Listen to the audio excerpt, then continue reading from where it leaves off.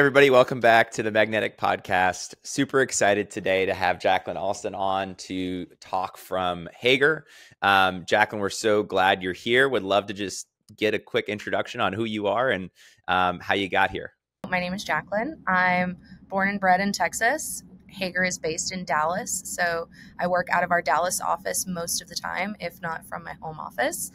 I've graduated from the University of North Texas in Denton in 2015, and I have worked in a myriad of different digital marketing positions since then, primarily focusing in women-centric businesses, female-centered businesses, but recently made the jump to men's apparel. So happy to be here. I've worked at Haggar for a little over 3 years now. I was a pandemic hire, but very glad that they took a chance on me working from home, fully remote, just a gal who knows what portfolio that I was providing, but it's been good. Yeah, I really like it. I enjoy, pretty much everything that comes with digital marketing. I've worked in a bunch of different positions doing a little bit of everything. Right now, I primarily focus on email marketing and a few other odds and ends in the digital spectrum, but I love it. I'm glad to have the opportunity. Thanks for having me. I love to talk digital all day to anybody who will listen. So yeah, we're super excited to have you. And also I love that your background, or at least what you're doing with Haggar specifically, is around email. I don't know if you know this. I think I might have mentioned this. I used to work at Klaviyo and HubSpot in a previous life. So email, I'm one of the few people, I think, when you say email, who actually gets excited. Because I know how powerful of a tool email can be in communication in general. So I'd love to start there. You focus on email, I'm sure, maybe some other forms of communication. Do you guys do SMS as well at Haggar or no? We actually just signed our contract a few months ago. We are in process with our aggregators and the cell phone carriers, cell phone providers to get our application approved. So fingers crossed, everybody. Amazing. Hold your breath for us. Amazing. For SMS, right? Yeah, for SMS. Okay. We're hoping to launch in the next 60 to 90 days. So acquisition, as you know, in the email world and any world really, acquisition is usually a slow trickle before the waterfall starts. So I'm sure that we'll get a few started before the new year, before 24, but I'm hoping by mid 24 we've really got it down pat. So amazing. So for a lot of listeners, because we have a lot of people that are e-commerce founders or marketers, they might have already done SMS or they're kind of new to this whole world. What was because it sounds like this is very new for you guys. What was sort of that landfall moment for you guys where you said, you know what, we're gonna jump into this? Yeah, so we, Haggar, are a almost centennial brand. So our 100-year anniversary will be in 2026. But for now, we're focusing on moving towards a younger generation. We love our existing brand. We love our existing customer base, and we don't want to alienate them, but we do want to resonate with that younger audience. And we think that SMS is a great tool to do so. How have you, so in your history working in women's fashion and now men's apparel, what has email meant for the businesses that you've worked with? Like, talk to me a little bit about how important you think email is as a channel, and then kind of segue that into where you see SMS fitting into that. Well, I mean, personally, I think email is the most important, obviously, but no, I think that email is what you make of it. I think that there are a lot of options, a lot of routes that you can take email down, whether you want it to be a knowledge-based channel, you want to teach about your brand, you want to teach your customers how and when to use your product. You can use it as primarily and exclusively a selling tool.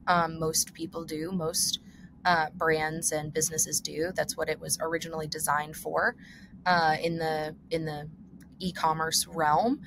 But I'd like to think that we blend the best of both worlds, right? We're moving from a primarily selling-based platform to this is how to use and treat and love Haggar apparel. So when I was brought on 3 years ago, a little over 3 years ago, we were very price heavy. We wanted to emphasize that Haggar we're a great deal. We're in all of these wonderful retailers. We have a lot of great retail partners. You can shop us D2C online, Amazon even, but it was primarily a, hey, you can get the best deal. We are rock bottom prices. And slowly but surely, we have decided to move to more of a, we want to teach about our brand. We want to teach about the behind the scenes, what goes into this product, what we're doing to understand and love Haggar in a corporate world, and then translate that into a consumer bite-sized bit. So I think that marrying those two and bringing those two pieces together is the best way to utilize your email channel. And bringing SMS on board is the same thing, right? Either giving exclusive discounts and product launch information to your customer is great, but I feel like you should always continuously supplement with this is why you should love our brand. Mm-hmm. There are choices out there. I'm sure as a wearer of men's pants, you know that the brands are infinite, but it's about the why. Why Haggar? Why D2C Haggar? Why Kohl's Haggar? Why you should shop this product? So putting those two together in any channel is the key to success. Yeah, I feel like during my time at Klaviyo, I think one of the biggest things that people often ask me about when it came to messaging, email, or SMS was, you know, they did the basics, abandoned carts, right? Welcome series, but then they were like, I don't know what else to say. I don't have much to say, and I'm like, that's not true. Every brand has things that they want to say, and you don't want it to just be everything being promotional material. So you mentioned specifically like teaching, which I think is really interesting. So I want you to dig into that a little bit about maybe a specific example that you could share with us around how you guys educate customers.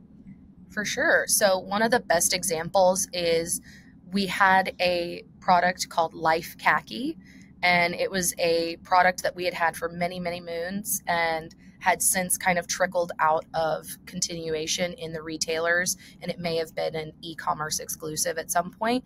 But we, in recent years, have revamped that product, redesigned that product, given that product a lot of love, thought, and intention, and have redesigned in the material itself. So that product is built with, partnered with Unify, the Reprieve fibers. So for every Life Khaki pant that is sold, 11 water bottles are recycled. And so the customer may not know that. Just shopping our website, they just see, oh, cool, it's a great pant that has good stretch. It's a durable fabric, right? But for that client who really cares about sustainability, that customer who really wants to, do their part, make a difference on even a micro level, educating them and letting them understand, hey, this is what we're doing. Feel free to hop in on it. I think is a big one for us. And that was a huge win for us to launch not only that pant, but we've then spread that assortment out into tops as well. So. Yeah, I feel like there's a certain element of differentiation that you guys can help educate with customers. What was the original kind of idea behind that, though? Because I imagine you guys were doing things a certain way, and then at some point you said, hey, what we're doing is great, but we need to do more. What led you into thinking that was the way to go? I'd like to think it was my idea, but I can't take credit. It is definitely a group effort. So thankfully and fortunately, we work with an amazing creative team in-house, and they are the wind beneath my wings. I genuinely can't do what I do without them. And through joint efforts of understanding the industry, not only from a competitor analysis perspective, but understanding consumer trends, understanding what our customers are wanting to know, we joint effortly, however we phrase that, came together to understand how to talk to our customer in an effective way. So we use a lot of NPD data. We look at a lot of customer data, not only selling data, but what our customers are interested in, took that in, made it a digestible format for us creatives to understand, and then went from there.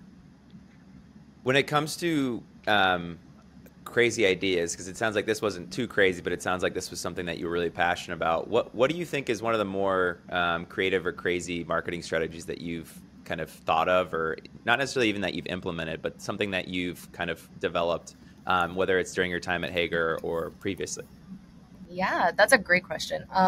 Actually, when I was working in women's wholesale clothing, we did a lot of, I don't know if you could call it guerrilla marketing, but we did a lot of in person events to help our wholesale business, are these boutique owners, these small businesses, get better acquainted with the family of brands that I was working with at the time. So a lot of in-person events.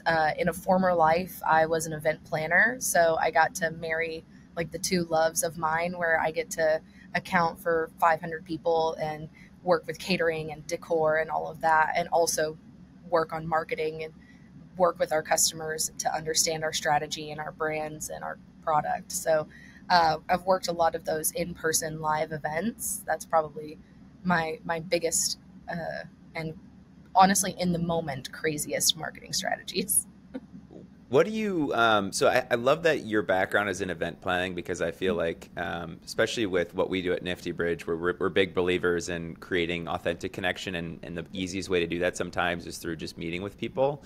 How has having that background as an event planner, knowing how important that connection, authentic connection is human to Yeah. human, how have you brought that into your job at Haggar, specifically around like communicating with people? Yeah. Well, fingers crossed. You're potentially spoiling some stuff we have planned for 2024, but I can specifically talk to our sponsorship and partnership with the Pro Football Hall of Fame. So Hager has been the exclusive maker of the gold jacket for 30 years or so now. And we partner with them very closely and work with them on their enshrinement that happens at the Hall of Fame each summer. It usually happens in August, I believe. So, but working in person on those events, working in partnership with this global brand that, is very iconic, very recognizable, working with these genuine celebrities that have accomplished, a lifelong dream of theirs to be enshrined into the Hall of Fame is something that I hold very near and dear to my heart. I've been fortunate enough to attend not only the enshrinement that's in Canton, but also what they now call Sizing Saturday, that happens the day before the Super Bowl. We go in, and those that are going to be enshrined the following year, we size them for their gold jacket. We talk with them, we get their stories, we work with them on how they want it to look and feel, and truly deliver a experience that they themselves will want to remember for the rest of their lives, because this is something that they've worked for and have earned in earnest. So working on those events, working on those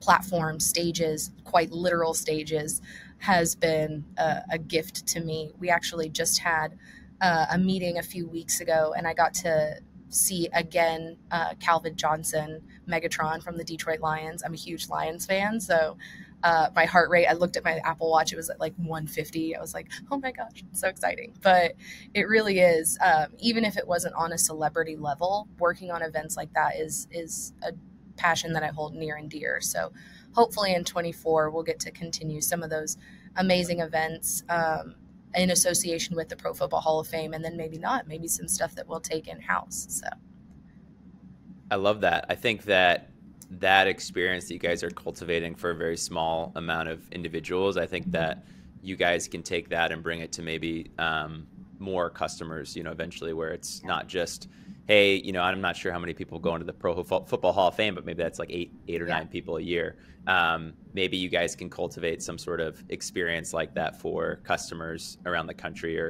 You guys are mostly in retail. Like, do you guys have a retail location, or is it mostly you guys sell through wholesalers? So the majority of our sales are done through wholesale. So one of our biggest partners is with Kohl's. We also, another one of our biggest partners is JCPenney, but we have probably 15 different wonderful retail partners that I also, even on a D2C e-commerce level, get to work with and understand what they're purchasing and why they're purchasing it. But we also have our D2C e-commerce platform. So we have our own website, Amazon page, and then our retailer.coms. Again, we're in anywhere from 10 to 15 wonderful e-com locations that you can shop Haggar. So I just saw too. I was just doing some little research. It sounded like you guys yeah, were on a Newsweek listing. So congratulations yeah, on that for thank top you. 100 online stores. That was awesome. Yeah. Let me ask you this. So as a brand that gets most of the revenue through wholesale, how Mhm. do you guys develop those relationships? Because I would imagine, at least when I've heard of you guys, I think when we first started chatting, I'd heard of Yeah. the Hager brand, but I didn't necessarily know a lot about you. I just knew, Mhm. hey, I saw the name. How do you guys navigate that challenge of, I want to have close customer relationships, I want to have educational, help them learn about our brand, but also the fact that, hey, they're going to potentially other brands to get our clothing? Yeah, and we never mind that. I mean, even as a self-proclaimed D2C, that is my bread and butter job. If you prefer shopping in a store, if that is where you'd prefer to have that in-store experience, we're never gonna, doubt you. We're never gonna take that away from you. We want you to have that, look and feel, touch and feel in store. If you need customer service help, it's, potentially easier to get that in person. D2C, in my opinion, is a tool to further enhance. You get to, I mean, this is no surprise to anybody, but D2C, you get to have a little bit more creative freedom. You get to have a little bit more say so with what you present on your platform. You don't have to go through those retailer partner channels to have approval for content. If products aren't purchased for a wholesale and in-store market, you can still have those on your D2C platform. You can still have those on your own home website or your Amazon or your retailer.com marketplaces, things like that. So I think that they definitely work hand in hand, and we will continue to bolster our wholesale team. We will continue to work with our sales team very closely and potentially provide insight on our consumer. You may or may not, depending on who your retailer partners are, get to see a lot of data on who is purchasing when and where and why. So we may be able to give a little bit more of a overall view of that customer and provide that to our sales team to then send to our wholesale team and potentially justify, a product extension, a product line enhancement, things like that. So I think that you can have one without the other, but having both in conjunction is the dream team for sure. Yeah, I think there, I want to dig in a little bit. One more further deeper is, I'm in a store, I buy Haggar, I wear Haggar. How do you translate that into, I know who Haggar is, I guess, is really my question. Have you thought about that? And how do you guys tackle that challenge? Yeah, so we're continuously working with our wholesale partners to gather info. And like I mentioned earlier, we work with a lot of NPD data. We really dig into who our customer is from not only our own data, but from insights that we're gathering through external sources to really drive home who Hager is. We're wanting to know where they see us, why they're seeing us, where they then go shop and why. Is it an incentive program or a loyalty program? Is it because that's just where they've always shopped and they don't want to try anything new? Is it because they're scared of the internet? You never know. And so we are continuously working on the when, the where, the why. And we can often try to push to new channels or to new, even just uh, if not a new place, a new channel to shop that place. For example, with our one of our partners, Kohl's, if you always shop in a store, but we have a wider product assortment online, maybe we continuously serve you up some ads to get you to shop Kohl's.com. And so it's not taking you somewhere new, somewhere unfamiliar, but it's just presenting it in a new way. Interesting. Okay. So knowing a lot about how email and SMS now have been changing over time, I want to backpedal to sort of communication, and I want to understand, like, what do you think, for people listening, like, what are people getting wrong, I guess, about when it comes to email or SMS? Like, what do you think the biggest thing that people misunderstand about email communication or SMS communication? I'm not sure about misunderstand, but I think the biggest misstep could just be not trying, not testing, not understanding, not driving innovation within your channels, I think that that could be a huge misstep. Familiarity and comfort are wonderful, and if they work for you, that's great. However, it may not work for your customer forever. So if you're continuously testing new opportunities, innovating within email, SMS, other digital marketing channels, I can almost guarantee with absolute certainty that it's going to work out for you. So I think that that's a potential misstep that a lot of marketers face is complacency. How do you navigate? And I know you mentioned this before, and I kind of want to dig in on the idea of like you guys care a lot about data. It sounds like you're looking at data from wholesalers, external data. How do you get a better understanding of like, do you guys do anything as far as like direct customer feedback to where you can, when you start testing these, because like, what you're telling me is, hey, let's innovate. And so I think a part of that is innovation, but like adaptation to what you're learning from your customers. How do you guys go about that process specifically when it comes to your customers, not necessarily external data, but Right. specifically directly from your customers? Yeah, so we do work with a great survey tool, and so we are able to hear from our customers directly and hear their feedback. We also have our reviews partner set up in place, so our customers are able to submit reviews on any product that they have, whether that be, the belt loops are misaligned. Not that this happened, but this is a for instance. Or that they just absolutely rave about it and they want to leave a 5-star review. That's a great tool that we have for other customers to see. And the feedback and review tool that are from a purchase and how our website works standpoint, that's more for internal. But based on all of those points and then the data from continuous testing within the digital marketing channels, that's how we're able to adapt. Like I mentioned, when I first started at Haggar, we were a very price point heavy, this is a great deal, shop now, very urgent heavy brand. But through continuous testing, through innovation and work with our internal creative team, we were able to see that our customers were able to adapt and able to move to that brand voice marketing and have that teachable moment of, this is why you should shop Haggar. It's not just because we're a great deal, but because you're working to save the environment. We're working on a conservancy partnership. We're working with these particular charities to give back to our community. We're working to broaden our partnership, like I mentioned, with the Pro Football Hall of Fame. It's through testing and through that data analysis that we were able to innovate and then have our customer adapt to our message. I love that. I think a lot of brands want to do more of that, but they are afraid that when they turn that switch on, they might be afraid of what comes out the other side. Like, You can't just open the what would be, floodgates. yeah, what would be your advice to people that they want to do more of that sort of customer feedback? They want to be innovative, they want to adapt, but they also know that when you turn that switch on, it's not something you can turn off. So I guess like really curious is what your advice would be to those people. My advice is that it is how do you eat an elephant? One bite at a time.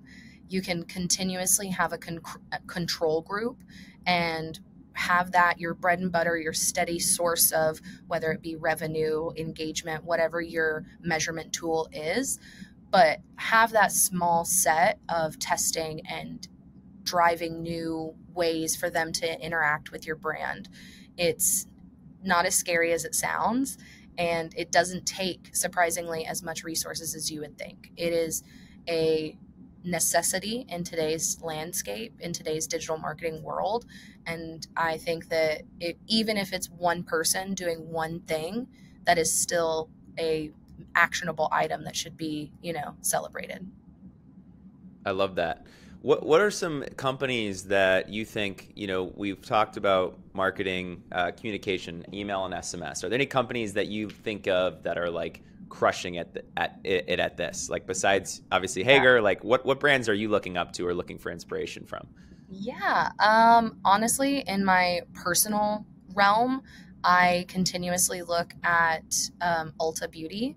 So not only having that app that has the location services, whether you have them enabled or not, that's your business. But I'm all for it. I know the scary side of digital marketing and what lies out there. And if it makes it easier for me to consume, I'm here for it. So, from a location services standpoint, understanding where your closest store is, having that in store availability, a tracker on their app, on their website, personalized offers, loyalty rewards account for birthday, anniversary, hitting those milestones, having a credit card even in store. I think that they have, from a business standpoint, the full meal deal. And that's something that I, as a consumer and also as a digital marketer, really like and enjoy. And it's something that I tend to watch, say, oh, well, what are they doing now? What has Ulta got up their sleeve? So that's one brand for sure that I'm continuously kind of out of my peripheral watching. What I'm hearing for there too is almost like the importance of having all these different touch points. So it sounds like they've got, the app, the store, email, SMS. So whatever channel you're on, whatever Oh yeah. medium you're living on, whatever social media platform, I'm sure they have something curated. Is that sort of like what you feel like is making them really successful in their outreach? Yeah, and I think that the key to not only having all of this presence in, a number of different ways for your consumers to interact with and engage with, but it's also understanding their preferences and personalizing to those preferences. So if I were to say, I don't want to see emails, but I don't necessarily unsubscribe, they have that preference center for me to go in and say, this is how I would like my content to be consumed. This is how I would like to be reached. And they listen, they interact with that, engage and implement. And I think that that's really the key, because you can be absolutely everywhere. You can have every digital footprint that you can think of. But if you are oversaturating those customers, if you are over engaging and over indexing, they're going to get tired of you and they're just going to unsubscribe, stop to, opt out, all of these things, turn those location services off, uninstall the app. So I think it's really about understanding, yes, we have this presence, this mega presence, right? But we are also here to listen to the consumer on how they want to be contacted. Yeah, it reminds me. So we've had a lot of amazing guests on here, and I think one of the interesting stories was around. It's kind of a reoccurring theme of when a product feels like it was made just for you. Yeah. That's where it becomes truly like magnetic, in the sense that there's this attachment, there's this sort of attraction that you get when you put on a shirt and it fits your body perfectly, Yeah. or sit down at a restaurant that feels like that table was set there just for you. And I feel like it can be challenging because people look at that and they say, well, I only have one product SKU and I have tons of customers. I can't really personalize it to make it perfect. But what I'm hearing from you, and what I think is so true, is that just because your product can't be perfectly customizable to someone doesn't mean that your experience can't be. The brand can't be sort of, hey, we know who you are, so your messaging is unique. Your experience on the storefront, the content you receive, your app experience. I think that that's an opportunity for brands to always, and I don't think there's any excuse not to make that as personalized and as fit to size, I guess, from a digital perspective as you can. Yeah, absolutely. And with Haggar in mind, we have specifically in the email channel worked to understand through these different experiences that we have on site. You can fall into any of them depending on your website behavior and what you're opted in or subscribed to do, or communication that you're opted in or subscribed to receive. But it's about, just because you can doesn't mean you should in that sense. So just because somebody can fall into an abandoned cart series, just because someone can, sign up for back in stock, but they don't really have intent to purchase, it's really about understanding, having that behavior script set up underneath for you to streamline and, again, really get to your consumer when they want to be reached and how they want to be reached. Yeah, and knowing when the time is right. But some of that stuff can be so challenging from a D2C perspective, because I come from a background of B2B where, B2B sales, it's all about timing. and it's all about building value and waiting for that moment, and it's not overselling. Or I think maybe 20 years ago that worked, but like today, in today's day and age, the consumer has all the power. They know Yeah. what your pricing is. They know that they can get a discount if they want it. Yeah. And it's really just about shepherding consumers and who's going to provide the best solution for their problem. And I feel like that's something D2C brands can definitely try to learn from, is stop trying to sell, customers. Obviously that's important, but I think it's how do we build value for customers regardless of whether they buy something from us. So when the timing is right, when they are ready to step into, a new pair of pants, right, that they're choosing Haggar and not someone else. I think that that's a shift in mindset. And it can be challenging because you're not necessarily getting that value from them right away. But I think that like thinking long term is super beneficial, especially when it comes to clothing, where margins aren't necessarily 99%. So it's really important that you guys have long term customers. Yeah, and I think that a lot of what we're hearing at these digital marketing conferences or overall marketing experiences and, personal engagements is that lifetime value is the new ROAS, right? Like, yeah, we can invest in XYZ, social advertising, email marketing, things like that, and we can see the conversion, the revenue, and directly make an analysis on how to reinvest those dollars right then and there. But I think what we're hearing and what I'm certainly trying to implement here at Haggar is that lifetime value. You're absolutely right. Just because somebody bought a pair of pants in May of this year does not mean that they're going to buy a pair of pants in May of next year or, exactly 6 months from now. It's about understanding how to invest in that customer, or if that customer invests in us today, what does that mean going forward? And it was funny that you mentioned, we can advertise and give discounts all that we want, but it's about understanding that value. I remember this was maybe 8 or so years ago that I saw this like viral post that said, life hack: if you add something to your cart and then leave, they'll often email you with a special discount code. And now I'm like, oh my, like I think about it in hindsight and I'm like, oh my gosh, like to go back to those days when that was a secret and when customers didn't really know and it was a surprise and delight. And now it's become so incredibly standard that often marketers forget about it, right? Like it's so like, mundane, abandoned cart. It's just continuously running in the background. But for us to have that new, what is it that customers, stumble upon on our website and then let everybody know about, I think is going to be the next, what is that? I often wonder. So maybe That's I'll super exciting. find it for myself. There's this term. So one of the things that when I started Nifty Bridge, I started it really trying to solve these exact problems of how do you build long-time value? How do you build a customer for life?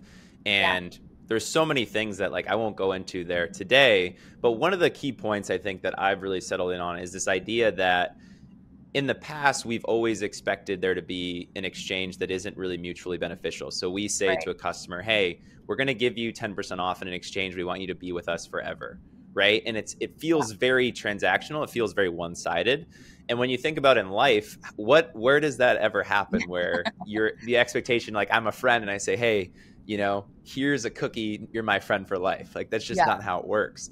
And so one of the things that I like to ask brands about is how are you thinking about company lifetime value? So not customer lifetime value, but how are you thinking about how does Haggar give lifetime value to their customers? I'm really curious because I think you've said a few things about it, but I want to hear from you, like, what are some things that you're doing to ensure that there is a mutual exchange of value from the Haggar side? Yeah.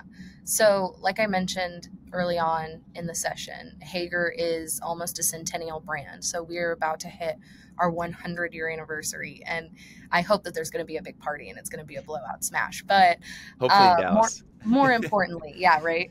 More importantly, I think that it is critical for our customer to understand that just as we are a brand and a company that is maybe shifted hands a couple of times, but has continuously stood the test of time, so will our product. And if you invest in our company in any way, whether it be our clothing or just knowing who we are and explaining it to somebody who may not, engaging with our digital marketing on site, in following us on social media, taking conversion, taking purchases potentially off the table, just knowing that we are a quality brand and we are very, we stand up for what we believe in terms of a community, in terms of a group of people.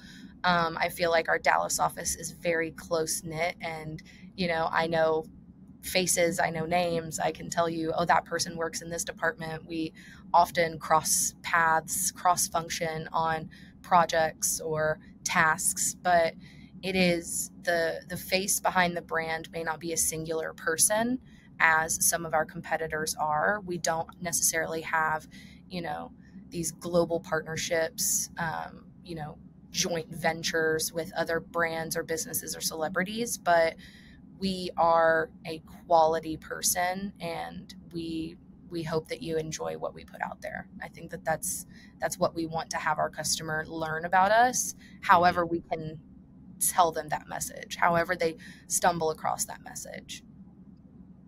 I love that. I think one of the things you mentioned is community. And this podcast, honestly, I feel like every time someone hops on, we end up talking a little bit about it, because I feel like on one hand, I'm not a huge fan of the word community, just because I feel like it's used so much to the point of like, oh my goodness, community is the smoking gun, it's the silver bullet, but at the end of the day, community is not like, it's not a switch, right? It's very different for every brand. What does community look like for Haggar, and how do you guys think about cultivating that? I think one of our quote unquote best kept secrets is what we do for our community. Prior to the pandemic, and actually throughout the pandemic, we were continuously investing in our local communities, giving to schools, giving to teachers, working on invigorating our very close geographic circle. And then most recently, in the last year or two, we've had the fortunate opportunity to expand, and we've been a part of, probably 5 or 6 wonderful charitable organizations. And one of my favorite things is that we don't necessarily just throw it in your face. We don't just put it out there. We don't bring these giant commercials to your TV screen saying, look at what we're doing. We're doing so much to help, all of these communities, all of these close-knit members of society. But we do. One of the best opportunities that I've personally had the experience of witnessing is our Boots to Suits partnership. My brother served in the Navy, and so it's a huge weight that I carry with me. And Boots to Suits is a charitable organization where post-military careermen will try to relocate, find jobs, readapt to their society with the particular set of skills that they've earned while in service. And we provided, a number of different suits, a number of different options for this organization, this great organization, for them to then provide to those servicemen and women. So I think that that's a wonderful thing that we've done, that we don't just blast out there. It's something that, and we do that with a number of different things. Like I mentioned earlier, we were working with a conservancy program to work with dogs out of, I think, Montana, who sniff for they forage for a particular type of moss that is, parasitic, and then they eradicate it. It's wild. It's awesome. But it's not something that we just, put on it's not something that we put on our tags. It's not something that we're, like I mentioned, putting on your TV screens, throwing in your face 24/7. It's something that we do because we care, and that's what community, I feel, means to Haggar. It is a wonderful taking ownership of what we can do and putting it out there, and not necessarily, not ever expecting anything in return. But should you be moved and want to be a part of our brand, part of our family, so to speak, then we're here for it. So that's really cool. I get this. I feel already like I'm already excited about Haggar and what you guys are doing. I definitely want to stay in touch more with some of the communication, because I feel like there's such a powerful story here. I'm sure you guys have been doing a great job at telling it. I feel like, have you thought about creating a place or an environment for these people to come together and share and collaborate and Oh, engage? Like, is that something that you guys have today? Is that something you're thinking about? that would be awesome. No, currently we do record stories. So we Okay. after our partnership, as it may be, is complete, once our services have been rendered or provided, we do record their story, their feedback, to understand what we've done, how we've helped, but also potentially what we could do better. But bringing all of our partners together could be a really cool and fun event. Maybe for our centennial, we'll have a really big blowout bash and have everybody come in and, just love on the Haggar brand. I love that. I love that. And I think too, having a place for customers as well. Like, have you guys built out programs for customers? So again, you're looking ahead to 24, and I love Okay. it. I'm But sorry to spoil. hopefully, no, in a good way. I'm hoping that in the coming year, we will have a place for, local activation. I hate to like use those buzzwords or like keywords, but it really Mhm. is. It's bringing those people who are super fans or people who may not know the brand and anybody in between together to let them see, feel, understand, and hear about our brand and who we are as a company. So I'm hoping that in 24 we're able to, bring some of these ideas to life and really get our name out there, just for the sake of getting our name out there, not necessarily again for revenue or for conversion. It's just to Mhm. let people know who we are or remind them of who we are. Yeah, I love that. I mean, definitely hoping we can continue the conversation next year when you Yeah, guys do this, because this is like our bread and butter. What I love about your story though is there's a lot of brands that I've talked to that I know about, and they are almost in the opposite situation where they start with a loyalty program, but they don't have a story. They don't right. necessarily know who they are. They're still trying to figure that out. And I think that's okay. And I think that there's nothing wrong with that. But I feel like when loyalty is done right, it really is about a story. It's about a brand that knows who it is, or at least is open to, understands its core values, right? Exactly Yeah, like Hager does.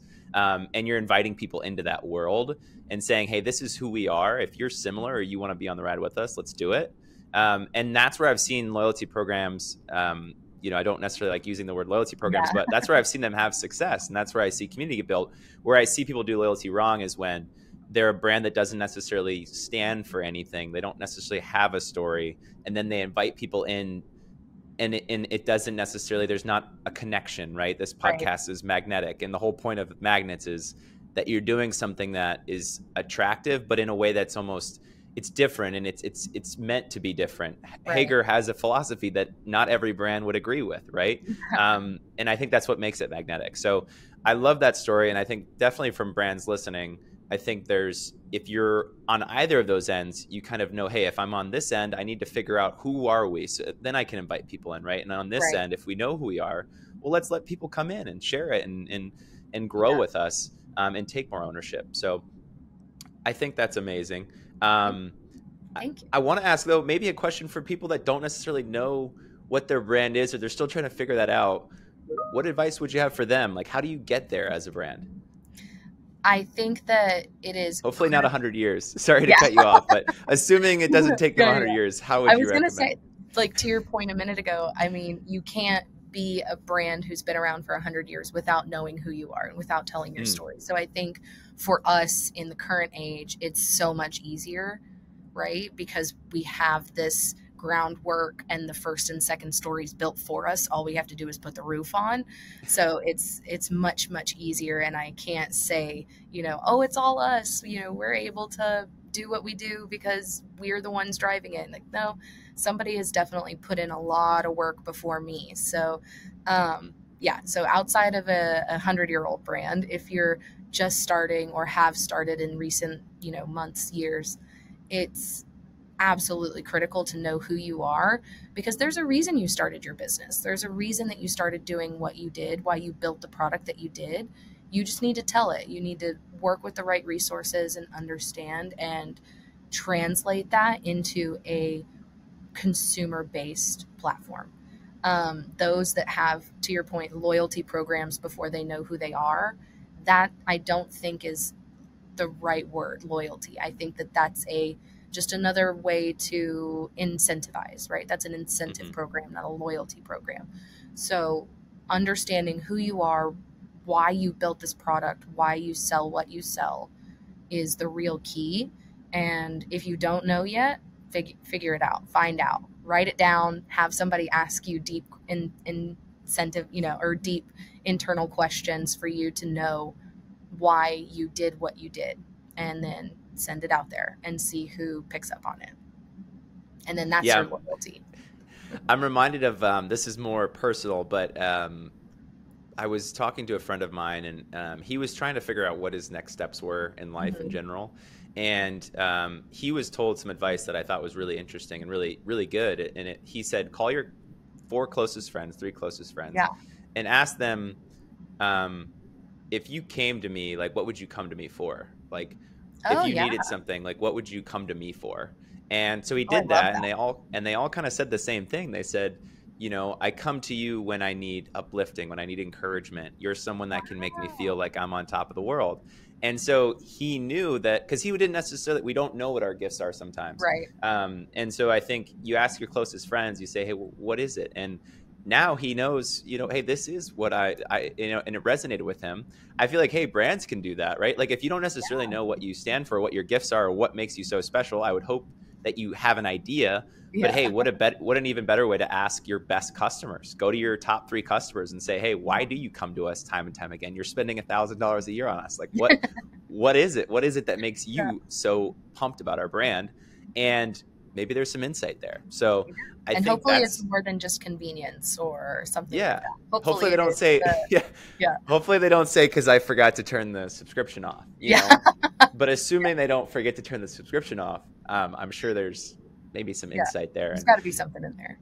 And as someone who's... Oh, sorry. Go ahead. I was going to say, that actually reminds me, we're in the midst of looking for interns for this upcoming year. And one of the questions I ask them is, if I were to ask your friends, family, coworkers, the people closest to you, give me 3 buzzwords about this person, what are they? So I use that, even in a micro level, to understand who to build our team with, let alone, like you're saying, on this macro level of who are we as a brand? Who are we, like your friend, who is he as an entire person? So yeah, I love that example. Yeah. And what I was going to say is, one of the hardest parts about starting a company is the moment where you let people in and give that feedback. And I'm sure it's the same for e-commerce as it is for software. And software, you're building a tool and you hope that people love it, you love it. Yeah. But there's that sense of apprehension where you don't necessarily really want to ask them, what do you love about our tool, or what do you hate about our tool? Scared of the feedback. Scared of the feedback. And what I've realized is, as I've gotten better at that, still not, super pumped when people say, hey, we don't like this or whatever. But what I love about it is just how different your mind as a builder, as a founder, as a person who is in a company, even, someone that's managing marketing, right? You probably have a certain way. And when you do something, you might think in your head, this is amazing. Like, this is fire. People are going to love this. And then you talk to the customers and they're like, actually, what's this thing over here? Like, I want that. And I'm like, no, that's not even a feature. Don't look over there. That's Ignore not a the feature. man That's behind just the curtain. Yeah. And they're like, no, but I want that. So that's kind of what's so interesting, I think, about letting customers in, is you realize that there is a gap between, obviously you need to have a vision and a purpose and a story and in kind of your core principles, but also, like you said, be innovative. And part of that is customers know your brand sometimes better than you do in terms of what could work and what might not work. So I think that this is not going to be news to anybody who is listening to this podcast, but you cannot be afraid of hearing constructive criticism. And you can't be afraid of hearing non-constructive criticism. I think that looking at your consumer data, understanding why your customers are saying what they're saying, it is inevitable. It is absolutely necessary, and you have to have thick skin. So yeah, exactly what you're saying is, how do you feel about this? You have to be prepared for the worst, but hope for the best. Absolutely. We're coming up on the last like 2 or 3 minutes. I always love to just like leave some time at the end for some rapid fire questions. Yeah. Um, the first thing is, what advice do you have for people that are out there in your role? They're managing, marketing strategy, or they're doing communication. What are some pieces of advice that you wish you knew before, you know, that you know now? Uh, that's a great question. I think it literally, what I just said 60 seconds ago, absolutely what I would have told myself. What I could have told like little marketer Jackie, back in the day when I was first hired out of college is you cannot be afraid of constructive criticism, not only on what you're working on, but you as a person. How you lead, how you interact, how you engage with your coworkers, with your team, with your boss, on your projects, on your down to the nitty gritty of your projects, down to like the problem that you didn't even see, 7 steps ahead. You know, you have to take that constructive criticism with a grain of salt and know that you are still obviously valued, but you have to understand it. Um, I think that not knowing what's ahead is a blessing and a curse, but think of it as a blessing. Think of it as an opportunity.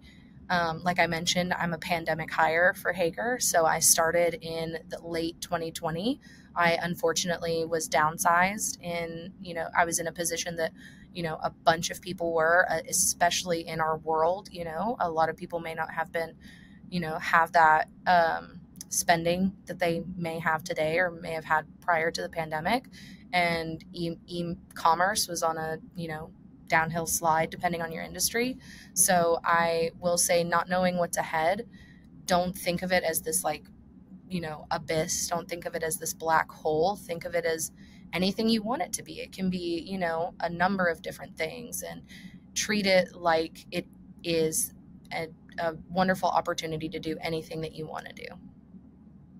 I love that. I feel like where COVID was such a massive change for e-commerce in a good way, not so much for some retail, but I know that that's It kind of depends on what your changing now. business was. Yeah. Exactly. And now I feel like we're entering another kind of era in commerce where, it's the same thing. Certain industries obviously are booming, but I think in general, this year has been hard on a lot of businesses, especially retail.